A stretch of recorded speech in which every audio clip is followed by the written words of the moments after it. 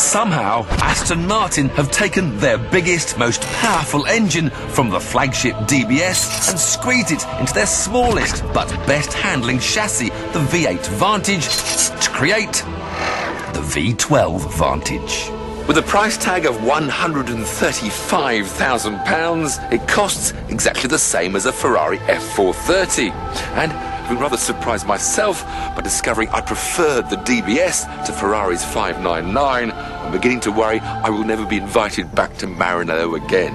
I mean, just look at it.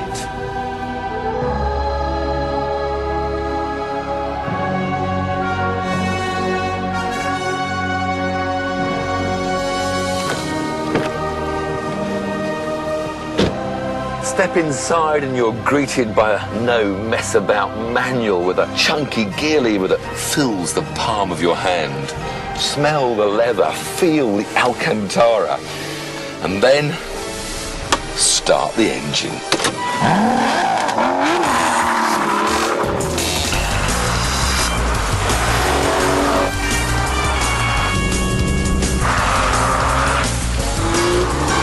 Squeezing the V12 under the bonnet has given the Vantage an extra 90 horsepower.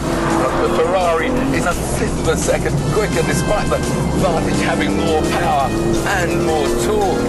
And there's probably no doubt that in a straight race the mid-engined Maranello Marvel would win the day. But if there was a competition for sheer driving enjoyment, then I think this Vantage is in with a shout.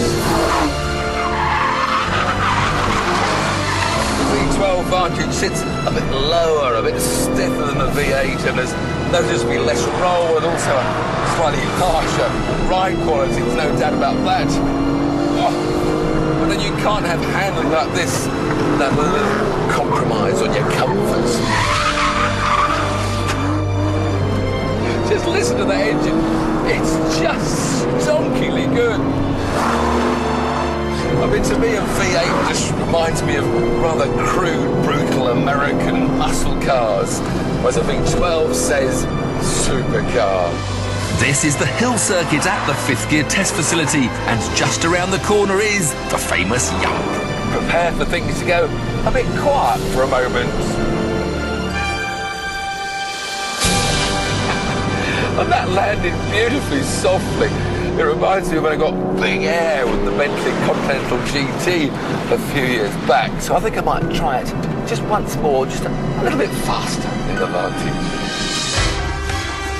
The only problem with going faster for the Yump is you've got to get through this right-hand corner with a bit of speed. 50 miles an hour should be enough, I think. Oh, one more perhaps.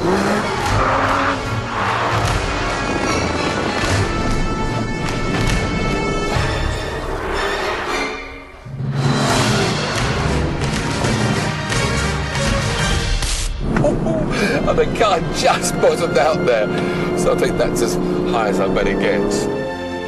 We've been yumping here before, in the Bentley and a Dodge Challenger, but the Aston is the new high flyer.